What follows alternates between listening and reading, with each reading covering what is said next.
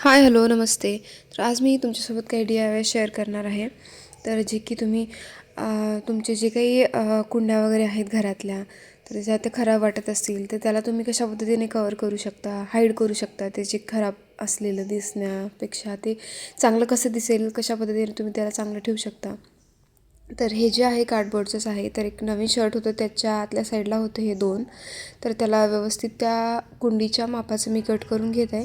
तर कट करून स्टिक करून घेते. तर थोडंसं कमी पडत आहे, त्याच्यामुळे अशी उभी पट्टी एक मी त्याला लावून देते आणि ते पूर्ण लावून त्याला फेविकॉलच्या मदतीने चिटकवून घेते. तर ते चिटकवून झाल्याच्यानंतर व्यवस्थित ते ह्याच्यात बसते, खूप छान दिसते.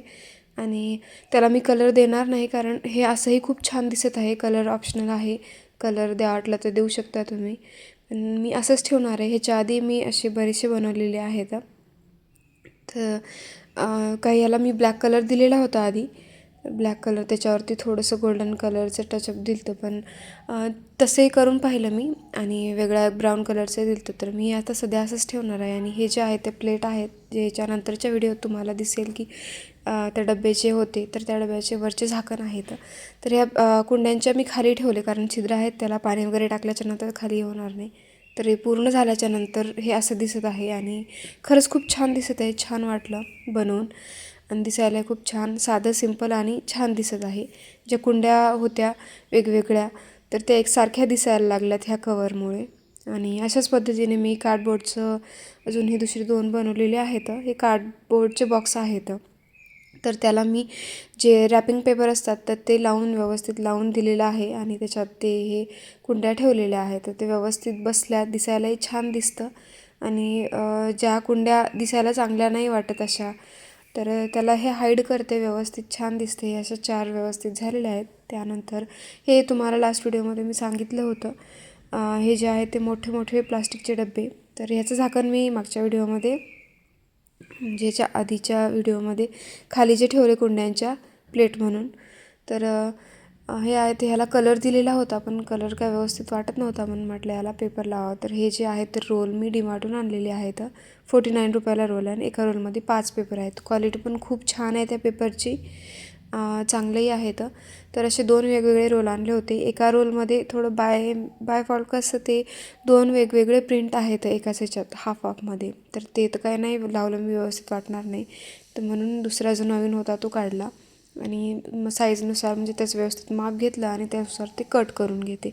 व्हाईट कलरमध्ये आहे आणि त्याच्यावर असे हे आहेत फ्लावर प्रिंट केलेले. तर खूप सुंदर, एकदम सायलेंट आणि छान वाटतं, एक मस्त रिच वाटतात असे कलर वगैरे.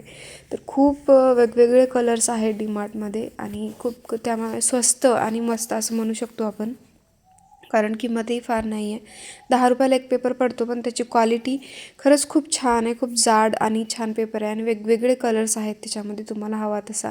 तर मी हा कलर घेतला आहे थोडासा, म्हणजे एकदम सायलेंट वाटतो हा कलर, छान आणि रिच पण वाटतो.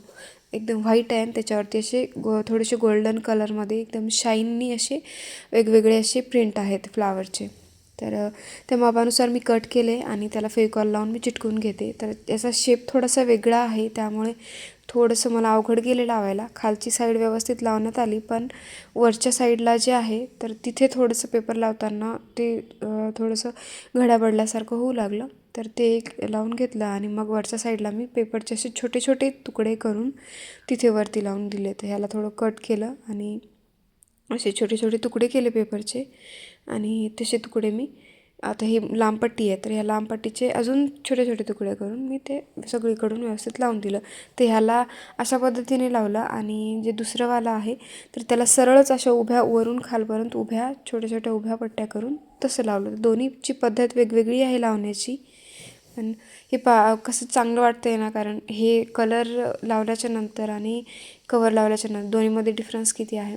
तर मला हे पेपर लावलेलं खूप छान वाटलं. आणि तशाच पद्धतीने मी हे पण आहे, एक स्पीकर ऑर्डर केलेलं होतं, तर त्याचा बॉक्स आहे, त्याला पण वॉलपेपर लावला आहे आणि मागचे दोन्ही बॉक्स छान कलर वगैरे देऊन झाला, तर छान दिसत आहे.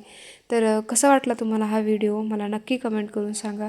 ह्यातला कुठला DIY तुम्हाला चांगला वाटला, नक्कीच मला कमेंट करून सांगा. आणि व्हिडिओ पाहिल्याबद्दल खूप खूप धन्यवाद. Thank you so much for watching my video. Please like करा, सबस्क्राईब करा.